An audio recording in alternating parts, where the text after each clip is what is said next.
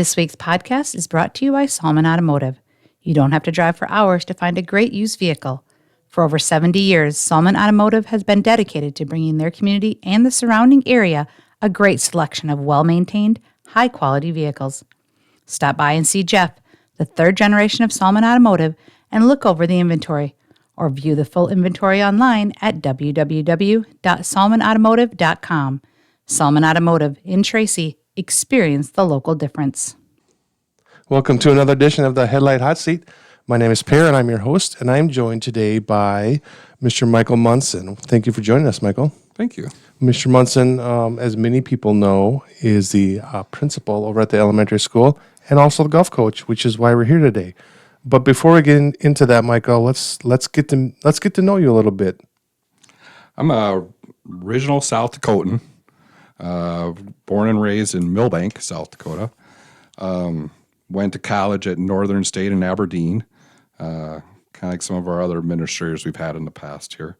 From there, I was always thought I was going to be a teacher and a coach forever.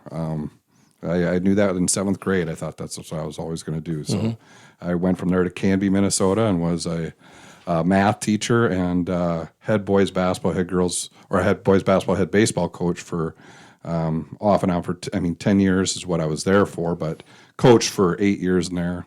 Also was a head track coach in there. I've coached a lot of things. I was a head girls basketball coach for a year in there too. From there I ended up moving down to Iowa, starting to be a principal. Was a high school and an elementary principal at the same time for 7 years.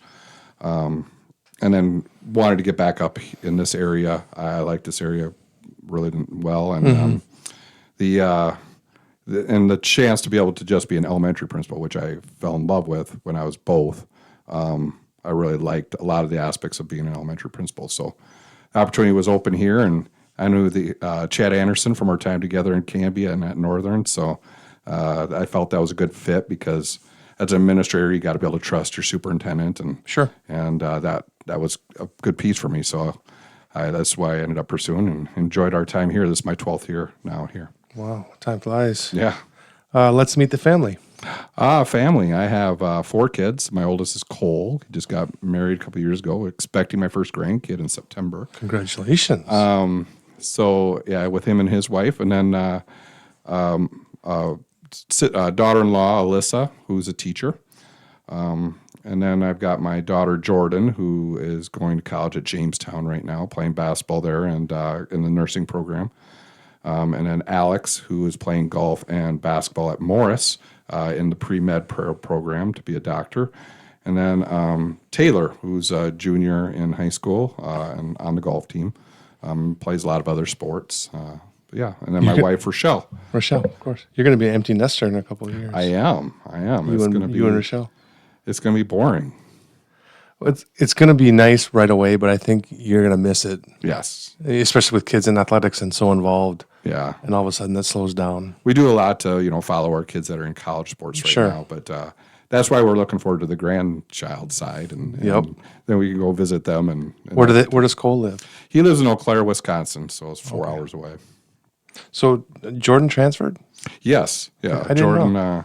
Jordan was at Augie for 2 years playing basketball.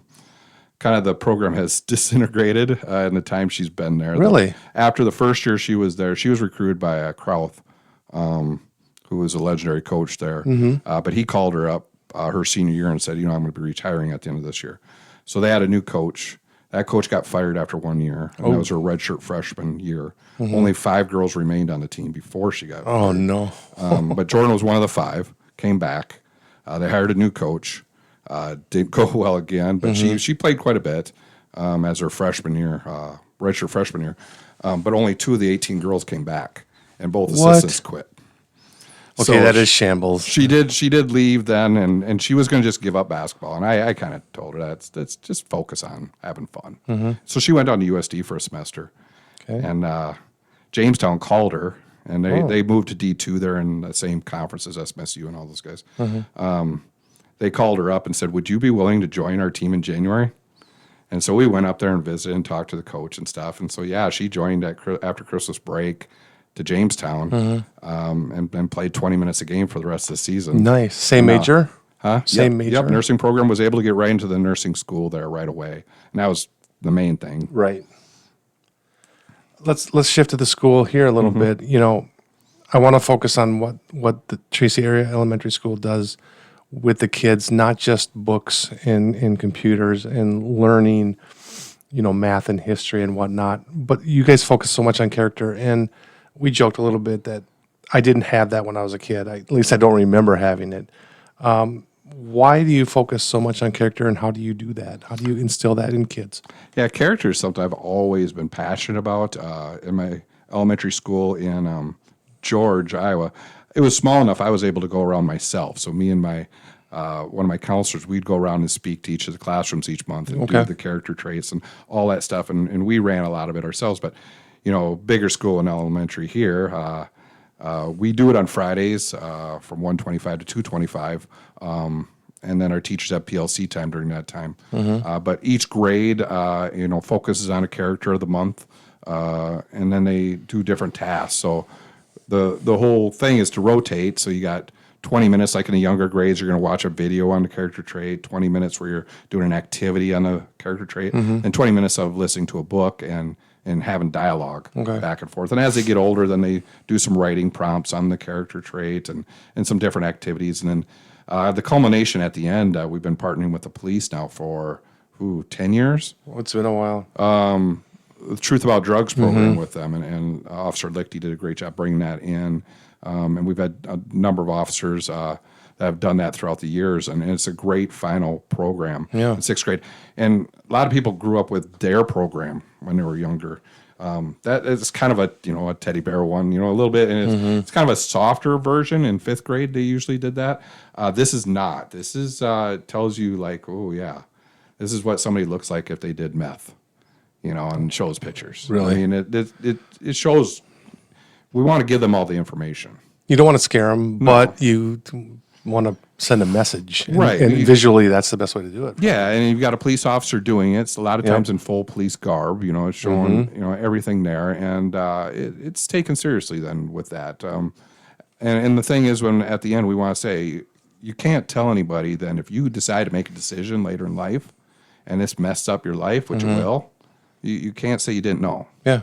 There's And no one to that blame. was our whole goal with the whole thing. Character, you're talking about, you said the word traits a number of times, responsibility, Yes. things like that. Yep, all the ones that people know as far as character, like trustworthiness, respect, honesty, and then we have sub traits from each one too, so you can expand a little bit more and kind of dive into some different areas with it.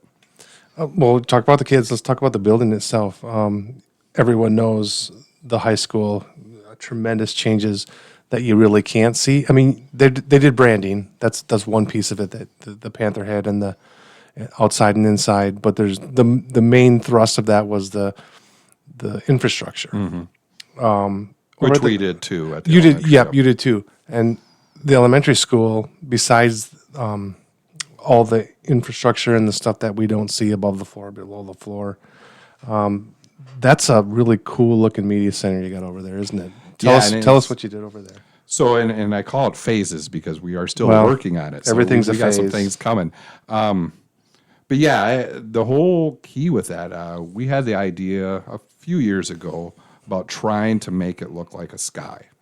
And then they were talking about painting it, and we were seeing, I was like, no, it's just not bright enough. I mean, you want it to feel like you're outside in the middle of winter, which is like 80% of our school year, it feels like.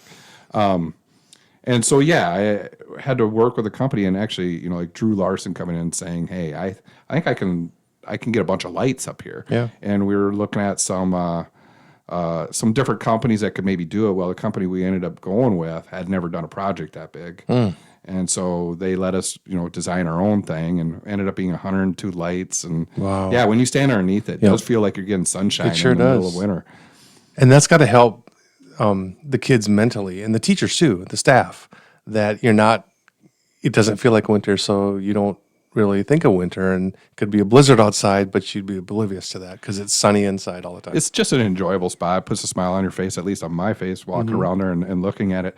But now we're moving on to another phase, so we're looking at putting, between 25 and 30 more thousand into now different learning areas. So part of the whole building project was we were able to enclose the walls for the first time in that building's Yep. history. And that allows us to use that media center now for other things. So I worked with a company as Demco out of the cities, and they did a lot of different drawings. So we're deciding what parts we're going to get now and what parts we're going to get later. But yeah, we're looking at a lot of cool things. I'm not going to talk about a lot of them right now. No, but, that's okay. But there'll be definitely some learning areas where kids can go out there and some little bit of storage areas, and then trying to do a little bit more with trying to bring the outdoor feel indoors. Sounds like a story for me in the future sometimes. Yep. Certainly want to highlight the things you do out there, the great things you do. And that the old school, the open concept was kind of, at the time, I think it was revolutionary almost. That's a big word, but because I went to school there and I don't remember how loud it was, but I do remember looking all the way down and I could see, let's say, Mr. Beitler teaching this, and I was over in Mr. Roots' class, and you could wave to your classmates literally from across the school, from the building. How does the new new partitions, the walls, I should say, how has that helped? Oh, Because it gets kind of loud in there. From time to even when time. it was half walls, if you had a group out in the middle and they would make a little bit, too much noise, you just couldn't hear anything in the middle. Like, for example, Mr. Nova said, watches some videos and play some music. Well, you can hear that 2-3 rooms down, and it's distracting. Not as distracting as when you were in the elementary. No, but it limits the teachers. I mean, it's got to be frustrating it had to have been frustrating for them to try to get their kids to focus when their ears and eyes are maybe elsewhere. Oh, definitely. And I remember as a student, when I was in school, Watertown, South Dakota had a middle school that had that exact same thing. Did they? It was, and I was in there once for an activity, and yeah, seeing people all over the place was just wild. Yeah, it's kind of how do you even focus on anything? Especially, and you're a kid, that's even harder to really zero in on something because kids, they tend to wander mentally for sure. But yeah, it's been a long process going from no walls to half walls to full walls. So Yeah. the building has been morphed now into, I guess, more now what we need now. Well, if one of my classmates from first grade or second grade who hasn't been home since they graduated were to come in and see it, they wouldn't recognize the place. Right. I mean, which is a testament, of course, to the school district. And one of the things we did about 4 or 5 years ago now, I think maybe a little bit longer, that really, spruced up the place and made it look more modern was we painted all the lockers. So lockers used to be like a burnt orange and a red. Oh, It yeah. had so many different colors that were so Drab. dated. They were just, yeah. And so dated. And we painted everything a nice royal blue to be our Tracy colors. And that really, I thought, took the school and made it look a lot better. Well, slap a coat of paint on it, right? It's cliche, but sometimes that does do the trick. It does. Let's get into the Lynx. That's why we're here today. Not the Minnesota Lynx basketball team, but the golf. And we're all really itching to get out there. And we've been teased by Mother Nature the last couple weekends. And then we've gotten the door slamming in our face every time I drive by the golf course. Oh, are the flags up? Yeah, we were out there yesterday. You were? Yeah, we had to take advantage of that weather yesterday. You do. You couldn't stay inside. Golf in a small school, it's tough to sustain a program and keep it viable just because it's such an individualized and specialized sport. How do you do that? I don't know where your numbers are right now. I'm thinking probably close to last year. Yeah, so I was never going to be a golf coach. As an elementary principal, that's obviously my main focus. But Mr. Benson, who did a great job with the program, but the numbers were dwindling on him. And that program, we've seen soccer go bye-bye. We've seen dance go bye-bye. I did not want to see golf go bye-bye. The first year when I took over, we only had 5 kids. Yeah. And it was on the verge. It was really, we maybe had two golfers at the time that were halfway serious about it and maybe would finish the season, but we kept 5, and now we're up to 18 golfers. So yeah, we're doing very well. The one piece we're still struggling with, we don't have girls golfers. We only have 2. And that's been kind of a bugaboo in recent history too. If there are kids out there, mainly boys. Right. And the girls programs overall, I mean, you have a few grades in all sports. I think have been struggling a little bit. We have a real good attendance in 7th grade. Like they have a lot of girls out for girls softball in 7th grade. And maybe some of them, won't decide to stay in softball. Maybe some of them hopefully will come over to golf. But yeah, the 8th grade group, the senior group, there's pockets right now of the girls that don't have a lot of girls in the grades and out for sports right now. But and that speaks to enrollment too. It's down. It's compared to, we see it at the school board meeting. The numbers are there. They don't lie. And there's classes, like you said, they fluctuate. There's a big class, like a 40 or 50, and then there's a high 20s or low 30s. So that's not something you can control. Right. And we have no seniors on the team this year. So yeah, we have a lot of boys, a lot of good, talented boys. I think that, we're really young as a team. We only have 2 juniors on the team too. 0 seniors, 2 juniors, 2 sophomores. So yeah, we're a young team. So it's exciting. It's to see all them grow and enjoy the game is the number one thing you want to do. Right. What's funny for my journey as a golfer myself was I was always so serious about sports, so many different sports, but golf was always the one I was like, Nope, I'm not never going mine. to be that serious about golf, and I still not. I just go out and like to have fun with golf because it's something you can do all your life, and you don't have to take it always seriously. I say it all the time. I'm not going to get mad or what, and I always do. Right. Because it's just a mental thing, and we're human, and then we find ourselves taking it too seriously, and that's when we lose the fun aspect, right? And that it's a third sport of the year, so you got some people that have been like hard in football and hard in basketball or wrestling, and then they come to a third sport. I used to coach baseball, and it was kind of the same thing. They don't want something that's going to be very serious and very hard. Right. Sometimes in their third sport, but we tell the kids at the start of the year. I just say, hey. We'll take this as serious as you want to individually. If you're really serious about getting better, then we're going to go after that and do it. If you're out here to have fun, hey, we're out here to have some fun. But you were going to do some things, which number one is safety. You always got to have safety with clubs around. And number two, you're going to be respectful of the game. You're going to make sure you count your strokes. You're going to make sure you are honorable with the Tracy name when you go somewhere and do. And that's things. part of a little bit of character too. We just talked about that. It's easy to cheat in golf. It is. I mean, you can do We it. see it all the time as coaches. Our home varsity meet.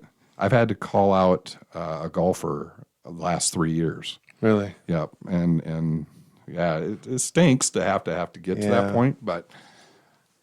But It is not one of our golfers, by the way. Okay, yeah. Let's preface. Let's wrap that up. It wasn't a TMB kid. No, wasn't a team beacon. Of course, it's spring, and we're just into April now. Practicing indoors, it's got to get old. You can joke about it that this is the flattest green I've ever seen in the elementary school gym. And you just got a new piece of equipment. Tell us about that, Michael. Yeah. So we've got a couple pieces. You probably haven't even heard of the one. So the one piece of equipment we have is for putting. We have I think it's a 12 feet long, but it's got pumps on both sides, so you can make it slope. Right. So we had it set up today, so we made a right to left slope. And so you had to try to judge it from behind and then try to get it. If it goes in, it pops and throws it back at you. So Nice. You don't have to go down and get it. But you can then deflate it, and then you can pump it up from the other side or make it do all different types of curves and stuff. So we're working on right to left breakers today. And then when we reconvene, next time we have practice, we're going to work on left to right breakers. But yeah, it's a very cool piece that we just got in this year. Got in last week, actually. The other piece that we have is a launch monitor. Really thank the sports boosters paid for that for us. And the launch monitor shows you basically everything. I mean, you're hitting the ball into a net. Well, it tells you your distance. It tells you how far the ball will carry. It tells you how far left and right you hit the ball. So there's a lot of things that players can. And we set an iPad right down next to them so they can see all these things after each swing, and I'm able to help them with that too. And yeah, it's a nice piece for indoors. Well, That's where we'll see things. simulation is the key, isn't it? You try to get as close to real as you can, because it could be nice one day and we're headed outdoors, and the next day it snows. So is that, do you feel comfortable with? I know you're excited. Just I can hear in your voice talking about it, and the kids must be too. Yes. Oh yeah. Any way to make inside more exciting and more fun. And more realistic. Yeah, more realistic. possible. But some way to be able to kids to get excited about golf. It's a sport that's sometimes difficult for kids to get into if parents aren't into it really heavily themselves. Because I mean, you need a lot of equipment. You need someone to bring you out to the course. You need there's just a lot of things that make it struggling. It's not like basketball or even baseball. You can go and play catch with somebody. You only need two people. And you can do it anywhere. But this you can't. You've got to have a lot of area. And so anything to make kids excited. And it's for younger kids who can't drive. Golf is kind of, when I was in high school back in the day, our coach, I played baseball and golf, and our coach said, you can play baseball over golf as long as you practice, as long as you're there for regions. That's what we called it back then. Yep. You know that. And we rode our bikes out to the golf course 2 miles. How much do you stress that the kids? You can't push them to go out to the golf course because they can't drive. Right. So how did And we they? ain't gonna ride bike on Highway 14. So. No, that was 19 something. That was a different era. But Right. it would be nice to. The course were closer to town, of course, ideally. Right. But do the kids? How do you I get think them the out there? older the kids get, I know my parents, when I couldn't drive, they would drop me off. Yeah. And I would meet up a couple friends or something, and we would go play 9 holes or 18 holes or whatever we would play. You just need to see more kids do that. I see, I golf out there quite a bit myself as a member out there. I see a lot of high schoolers out there. Yeah. The guys that are not in golf, but I don't think they feel comfortable trying to do 2 sports. That's a whole nother topic. Yes, the it 2 is. sport thing. Yes, it is. Alex was actually probably the only one who's done 2 sports. For quite a bit. Yeah. Since I don't know when they stopped allowing it. I mean, it was 1990 when my buddies and myself played 2, but after that, it kind of we're just Yeah, they limited. shut it down. They only opened it up. I think Alex's sophomore year was the first year that they allowed it. Okay. Yep. But yeah, it's tough. It is tough. It's tough to be, and I've been on the baseball side. I've been on, I grew up a lot with softball, so I understand those 2 sports. Track, I was a head track coach. It's tough for some of those sports, but like golf was pretty easy for us to match it with another sport.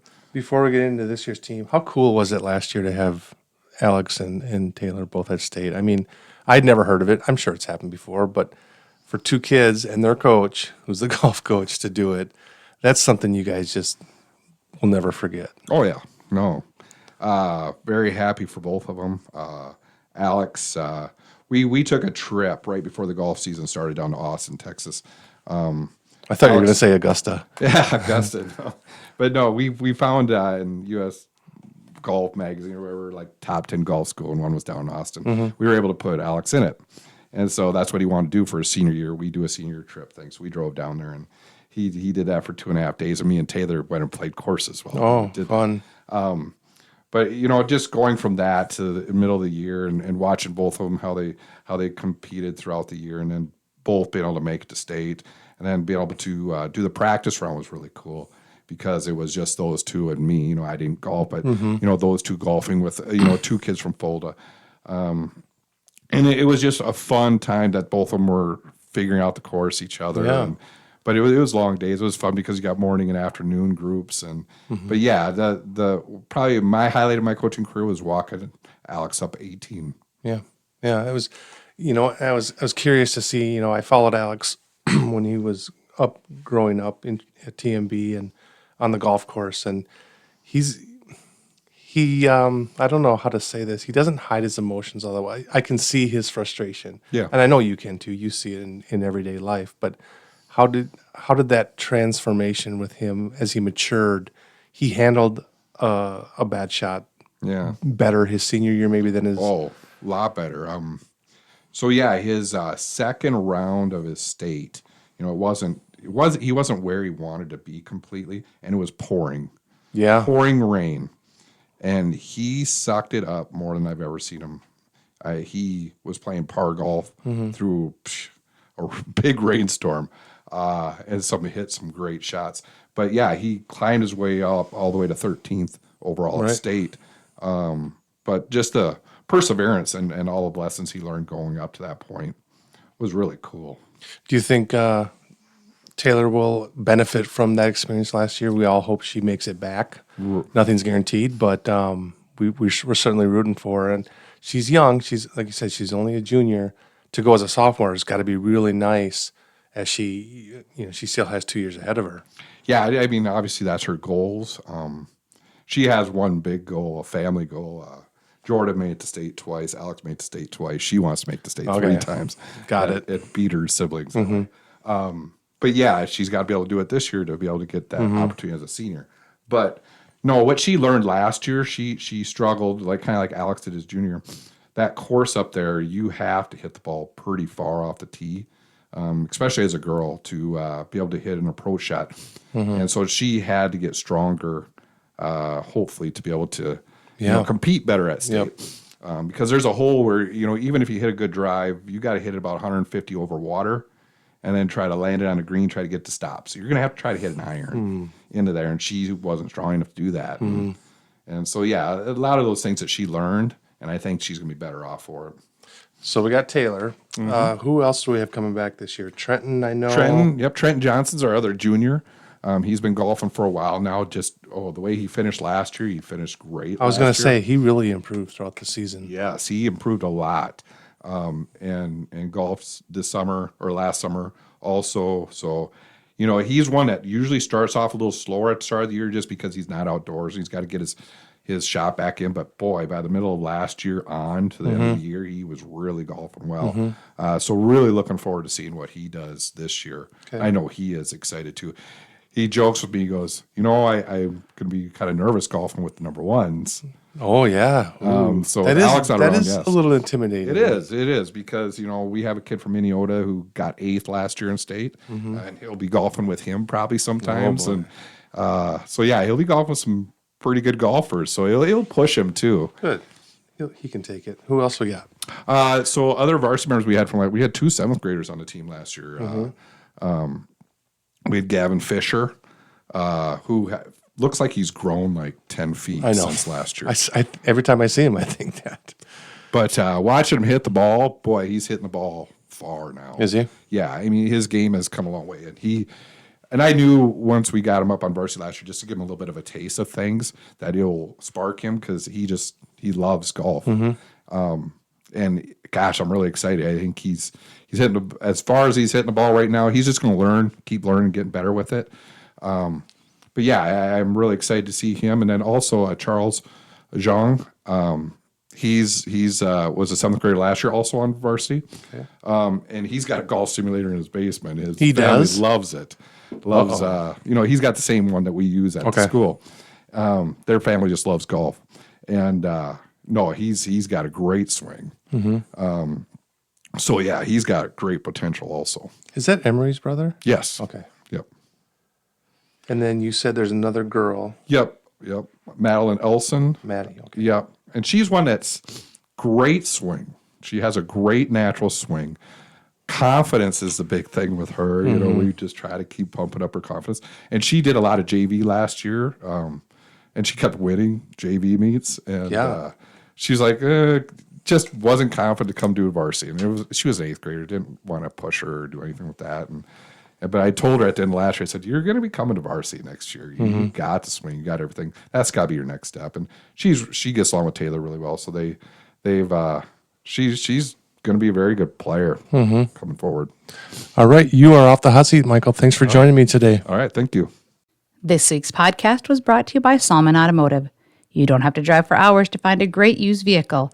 For over 70 years, Salmon Automotive has been dedicated to bringing their community and the surrounding area a great selection of well-maintained, high-quality vehicles.